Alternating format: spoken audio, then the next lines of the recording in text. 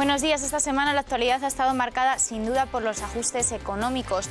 Unos ajustes que, aunque no vayan directamente dirigidos a la sanidad, sí influirán en ella. La subida del IVA podría poner en aprietos al sector privado, que ya avanza despidos y cierres en las clínicas y hospitales. También influirá sin duda el endurecimiento de la austeridad que proponía ayer el Ministerio de Hacienda a las comunidades autónomas en el Consejo de Política Fiscal y Financiera. Nuevos objetivos de déficit para 2013 y 2014 que obligarán a los gestores autonómicos a tocar las cuentas sanitarias. Por si esto fuera poco, queda por saber además cómo se repartirá el tijeretazo de 600 millones en el presupuesto de los ministerios para este año y cuánto se le descontará al departamento que dirige Ana Mato. No queda otra que aguantar lo que viene. Está en riesgo a medio plazo el Sistema Nacional de Salud. Comenzamos Salud Hoy. Entrevistamos al profesor Díaz Rubio, presidente saliente de la Real Academia Nacional de Medicina. Comienza en muchos hospitales la campaña de donación de sangre. Nos colamos en uno de los centros para hacerlo. Analizamos el impacto de la subida del IVA en el sector sanitario. Las nuevas medidas de ajuste anunciadas esta semana por el Gobierno, que incluyen la subida del IVA un 2% y afectan a las condiciones de los funcionarios, entre otras, tendrán repercusiones en el sector sanitario. Se lo contamos. Hoy se aprobará la primera batería de medidas de ajuste que anunciaba Mariano Rajoy en el Congreso y con las que se pretenden ingresar 65.000 millones de euros de aquí a 2014. Las reacciones a las mismas no se han hecho esperar desde el sector sanitario. Desde la sanidad privada se advierte que la caída de ingresos puede llevar desde la reducción de plantillas al cierre de hospitales. Además, estas empresas no pueden deducirse este impuesto, pero tendrán que soportarlo de forma íntegra como un gasto más, sin que repercuta en la aportación del cliente, lo que implica una pérdida estimada del 0,5% en la facturación. Otros grandes afectados son los productos sanitarios, cuyas peticiones para poder equipararse a los medicamentos para acogerse al tipo superreducido del 4% no han tenido respuesta. Su IVA pasará del 8 al 10%. Esto incidirá especialmente en el sector de la tecnología sanitaria, ya que la capacidad de compra de las administraciones públicas se podría reducir más y con ello las ventas. También el personal sanitario se verá afectado por la eliminación de la paga extra de los funcionarios. Y ya se están produciendo las primeras protestas, como en el caso de los trabajadores del Ramón y Cajal, que se encierran durante 24 horas en respuesta a los recortes. Las nuevas medidas impuestas por el Gobierno en materia sanitaria se están llevando a cabo con diferencias entre las autonomías. Así, por ejemplo, la Generalitat Valenciana seguirá prestando asistencia sanitaria normalizada a los inmigrantes en situación irregular hasta el 1 de septiembre. Lo harán a través de una tarjeta sanitaria nueva con carácter excepcional y transitorio. Otras comunidades como Cataluña, el País Vasco y Andalucía han hecho pública su oposición a esta decisión en repetidas ocasiones y han anunciado la intención de incumplirla. Recordamos que, según la decisión gubernamental, los inmigrantes sin papeles solo tendrán atención de urgencia, la asistencia al embarazo, al parto y los cuidados pediátricos. En esta línea, la aplicación del nuevo copago farmacéutico también genera divergencias. La postura del País Vasco respecto a no adoptarlo está haciendo que muchos pacientes de las provincias fronterizas acudan a recoger sus medicamentos a las boticas vascas para no tener que pagar más por ellos, con el perjuicio económico que ello conlleva para las farmacias de Castilla y León, La Rioja o Cantabria, que ya han visto reducida su facturación. Más cosas. Si la innovación es la clave para garantizar el futuro de nuestra economía, la cosa no parece ir por buen camino. Expertos auguraban esta semana un retroceso claro en la I+D+I en nuestro país, a diferencia de lo que ocurre en otros países de nuestro entorno, donde se mantiene la inversión. Después de 10 años de crecimiento, la I+D+I se resiente en nuestro país. Desgraciadamente hemos tenido los datos de proyección, esperemos que no sea verdad, pero en línea hasta ahora nos ha equivocado en estas proyecciones y entonces nos encontramos que este año por primera vez el gasto corriente en I+D cae. Y es que según el informe COTEC, con la crisis económica y al contrario de lo que sucede en otros países de nuestro entorno, disminuye la investigación. ¿Qué es lo que está ocurriendo? Pues desgraciadamente cuando vino la crisis fuimos el único país que cayó mientras que los otros lo mantenían. Esto quiere decir que de la cara a la competitividad nuestra pues es grave. Mientras los demás países intentan seguir siendo competitivos, nosotros nos hemos reprimido, hemos disminuido en el gasto por habitante, que a fin de cuentas probablemente es la cantidad más comparable. Además, España es único en el mundo en cuanto a quien investiga, ya que la producción de I+D+I obtenida por las grandes empresas es similar a la de las pymes. En cuanto a las previsiones de futuro, no son muy halagüeñas. Nos hemos encontrado este año, como no podría ser de otra manera, con un claro pesimismo. Nuestros expertos pues están pesimistas, otros años estaban muy optimistas y acertaban, cuando teníamos estos crecimientos que veíamos antes no lo adelantaban.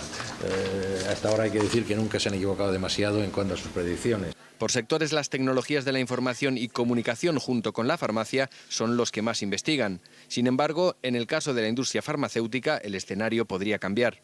No podrán dejar de hacerlo, pero seguramente harán menos y si además no tienen realmente incentivos a hacerlo, y lo que preocupa más es que se desviarán seguramente posibles actividades que están en España a otros países si se encuentran mejor atendidos. En este sentido, desde la Fundación Cotec piden que se cuide la investigación porque de ella depende el futuro de nuestro país. Cambiamos de asunto. Las reacciones adversas debidas al uso de medicamentos constituyen un verdadero problema social, sanitario y económico.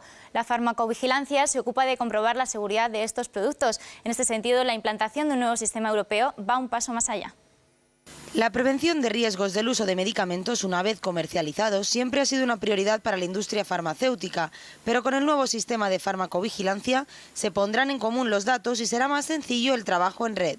El proceso es que se va a establecer una base de datos en la que ellos dentro de la página web de la agencia van a tener un lugar de comunicación. Es una base de datos que va a ser electrónica, va a ser una base de datos en web, página web, en la cual ellos van a poder notificar en un modelo determinado cuáles han sido las sospechas que ellos tienen de reacción adversa.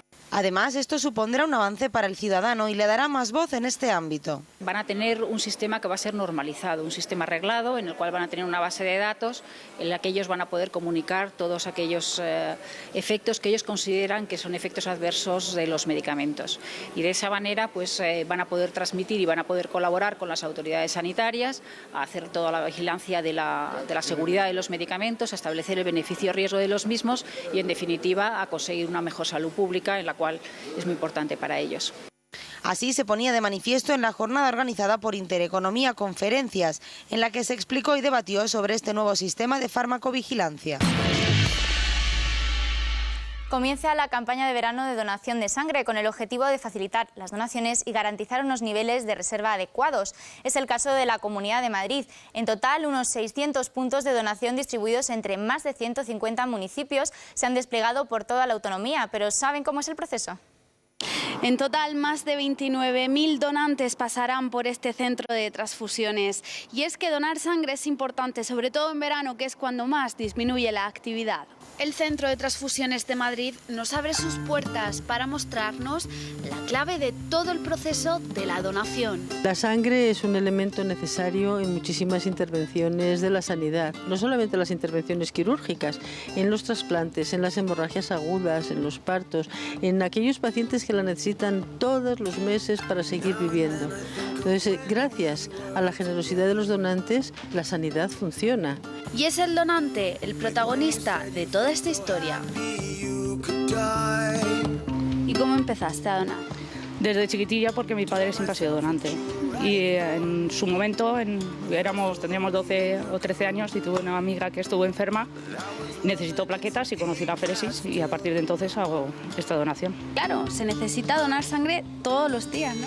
Claro, nosotros recibimos, como te decía, toda la sangre donada en toda la Comunidad de Madrid, en los hospitales públicos y en las unidades. Aquí la procesamos, somos los responsables de que todos los hospitales públicos de nuestra comunidad tengan la sangre que necesitan para atender a sus enfermos. Entonces nosotros, en esta sala en la que estamos ahora mismo, lo que hacemos es procesar todas las donaciones que se producen tanto en los hospitales como en nuestras unidades móviles.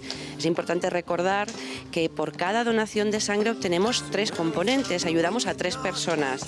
Esta bolsa que tenemos aquí colgada es una donación que se ha producido ayer por la tarde. Ya la hemos centrifugado y al centrifugarla se han separado sus componentes. Se han quedado los glóbulos rojos abajo, en esta capa finita que tenemos aquí se han quedado las plaquetas y la capa superior es el plasma. La plaqueta es la responsable de la coagulación y se utiliza sobre todo en enfermos oncohematológicos, enfermos que tienen problemas de coagulación. Y en estas otras bolsas tenemos el concentrado de hematíes, los glóbulos rojos. Esto es lo que todo el mundo recuerda cuando hablamos de transfusiones de sangre, ¿no? Pero todo es sangre, los 3 componentes son sangre, 3 componentes diferentes, 3 enfermos diferentes, con una sola donación de sangre. Verano y vacaciones, pero quien no se da una tregua son los pacientes, y menos las transfusiones. Los enfermos son los mismos, se hacen los mismos trasplantes. El enfermo que necesita operarse se tiene que operar. El que sangra, sangra y le da igual que sea verano que no. Y nosotros necesitamos tener nuestros stocks totalmente calculados para que todos nuestros pacientes tengan la sangre que necesitan. Han bajado el número de donaciones este verano. ¿Se ha notado con respecto a otros años? Sí, la cifra que hemos dado del primer semestre del año a 30 de junio tenemos una ligera bajada de las donaciones, de 1,31%. Eso quiere decir que llevamos en torno a 1.500 donaciones menos en los 6 primeros meses que llevábamos el año pasado. Sin embargo, siendo tan necesaria, es en esta época cuando más falta hace. Nuestras campañas están siempre dirigidas a la población a decirle, necesitamos su sangre y la necesitamos todos los días porque la sangre no se puede almacenar. Importancia de la donación diaria, porque ¿cuánto dura cada componente? Claro, hablamos de un tejido vivo, hemos dicho que es un tejido vivo, que no es un líquido y por lo tanto tiene un tiempo de caducidad. Tiempo de caducidad que va a contrarreloj en una carrera por salvar vidas. Tener muchos familiares que han desarrollado un cáncer o un mismo miembro de la familia con varios procesos oncológicos, padecerlo a una edad inusualmente precoz o sufrir un proceso oncológico bilateral cuando el órgano afectado es par son señales que pueden indicar una predisposición genética a padecer un tumor. Sociedades científicas se han unido para dar una mejor atención a estos pacientes. Por primera vez, todas las sociedades de atención primaria y la Sociedad Española de Oncología Médica han llegado a un consenso en cáncer hereditario. Y es que aunque el cáncer no se hereda, sí se hereda la predisposición a desarrollarlo. Hay un porcentaje importante de personas que pueden tener predisposición al cáncer y luego un porcentaje desarrolla cáncer. Entonces, de esas personas que tienen predisposición al cáncer y luego desarrollan cáncer, es el 5% de todos los cánceres. Así, es fundamental que tanto los médicos de atención primaria como los oncólogos médicos tengan conocimientos suficientes para evaluar la historia familiar del paciente y determinar ese posible riesgo. La historia familiar es clave para poder determinar quién tiene la posibilidad de tener la susceptibilidad. Cuando se habla de cáncer, el diagnóstico precoz depende en gran medida de la consulta del médico de familia. El diagnóstico de un paciente con cáncer depende del primer médico que lo ve. Y lo normal es que lo vea el médico de atención primaria. Si está concienciado, si sabe de qué va, lo diagnosticará antes. Y si lo diagnostica antes, tendrá mejor pronóstico. Con todo, aunque la composición genética puede favorecer el desarrollo de un tumor, hay que tener en cuenta que factores de riesgo como la alimentación, el estilo de vida y las infecciones inciden mayoritariamente en la aparición de un cáncer. Nosotros sabemos qué personas son las que han heredado esa predisposición genética al cáncer. De alguna forma podemos tomar dos tipos de medidas. Un tipo de medida es la prevención primaria, todo lo que podamos, habrá tumores que más y tumores que menos en ese sentido, y prevención secundaria para un diagnóstico lo más precoz posible. Gracias a este nuevo acuerdo, se pretende que los pacientes conozcan con más predisposición cosas como su historia familiar, su predisposición a padecer un cáncer o si sus hijos pueden heredarla. En esta semana de medidas económicas nos acercamos a ver qué destaca la prensa especializada. José García, buenos días. ¿Analiza Gaceta Médica cómo influirán los nuevos ajustes del Gobierno? Buenos días. Gaceta Médica lleva esta semana a su portada los efectos que tendrá en el sector sanitario los nuevos ajustes anunciados por el presidente del Gobierno, Mariano Rajoy. Los profesionales sanitarios, entre ellos médicos y enfermeros, vuelven a ser uno de los grandes perjudicados. Tal es así que los sindicatos médicos advierten que con la eliminación de la paga extra de Navidad, los médicos pierden entre un 3 y un 5% de su salario y que sumando todos los recortes económicos ya realizados volverán a los sueldos que tenían hace una década. Los sindicatos médicos ya están estudiando nuevas movilizaciones. Gaceta Médica también analiza el informe jurídico que la organización médica colegial elevará al Defensor del Pueblo, donde se cuestiona la necesidad y la urgencia alegada por el Gobierno para aprobar el decreto de reforma del sistema sanitario. La OMC cree que la relación entre el cambio de régimen de los médicos titulares o la modificación de la ley de ordenación de las profesiones sanitarias con la sostenibilidad y la eficiencia es prácticamente nula. Pues veamos ahora la perspectiva del sector farmacéutico. Buenos días, Bárbara. ¿Qué plantea en su portada del Global? ¿Qué tal, Lucía? Pues esta semana en El Global analizamos la situación económica de la farmacia española.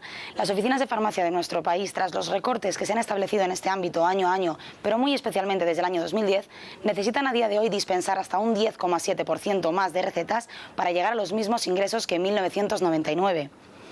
En lo que se refiere a la actualidad, seguimos de cerca la propuesta de Mariano Rajoy de elevar el IVA. Esto tendrá graves implicaciones para el ámbito sanitario privado, que ya ha avisado de cierres de centros, así como en el mercado de los productos sanitarios.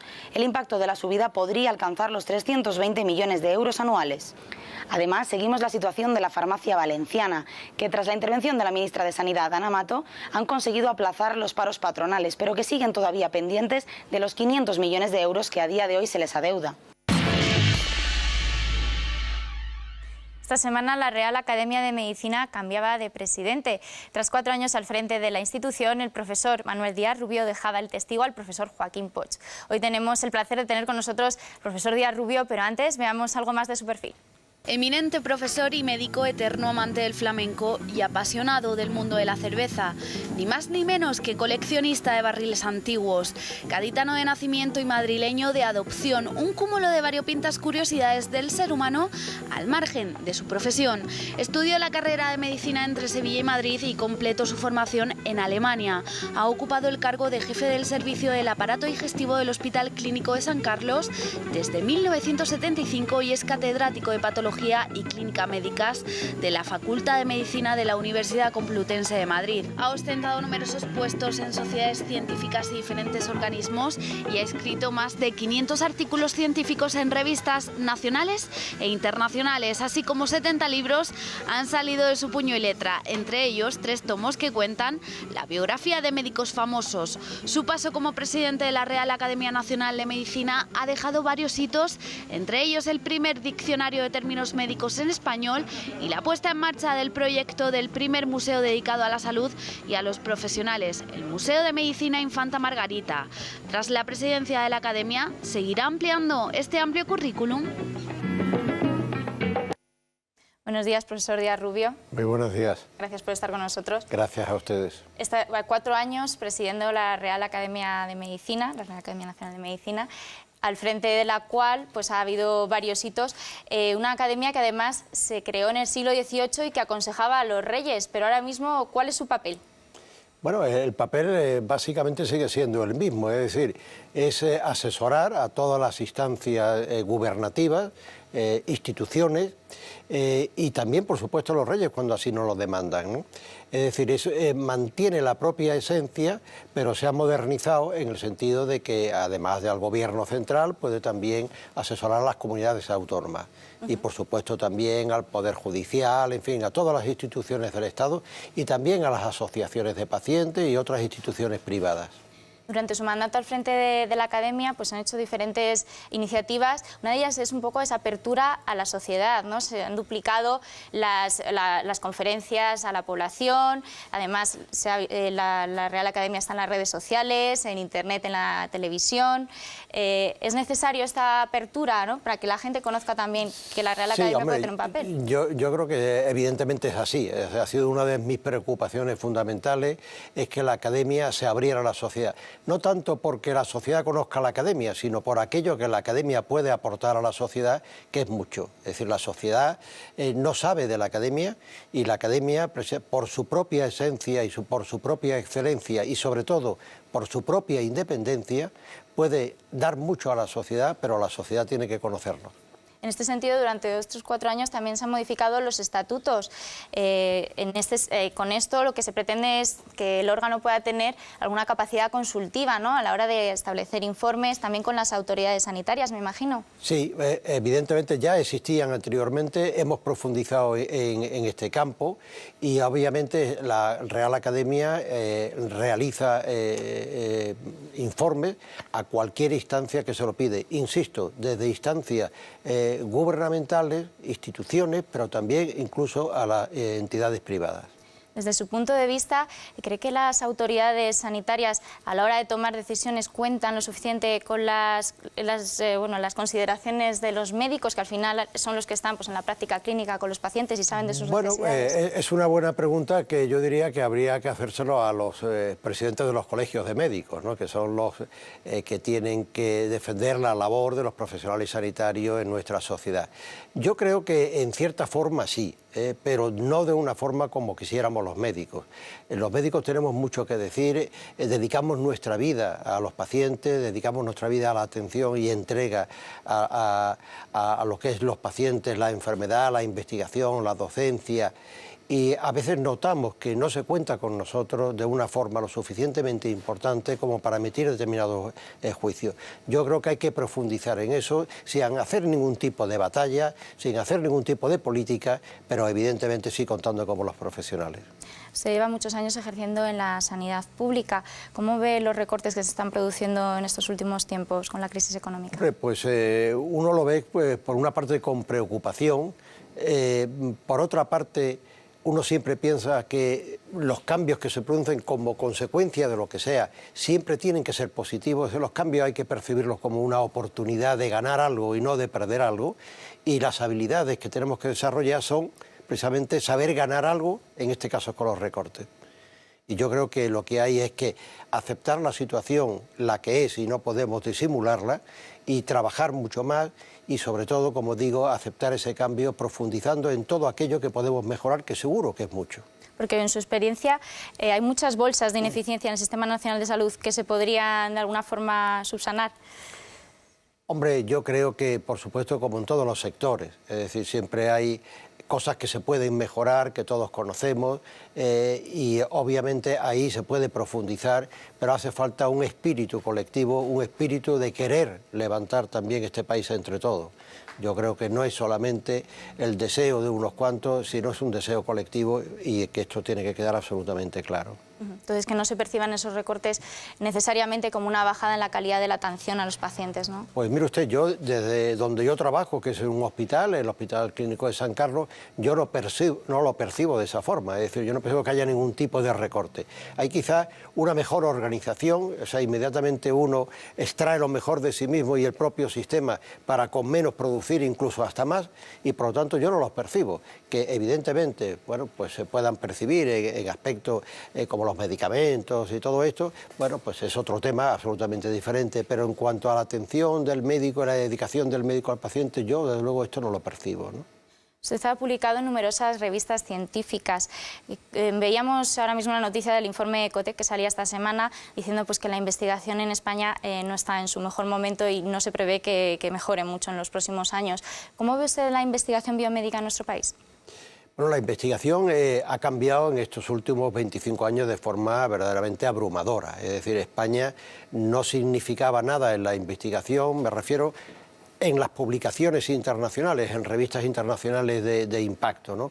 Y esto en España ha cambiado verdaderamente de una forma tremenda. España es en este momento el cuarto o el quinto país en publicaciones de la Comunidad Europea.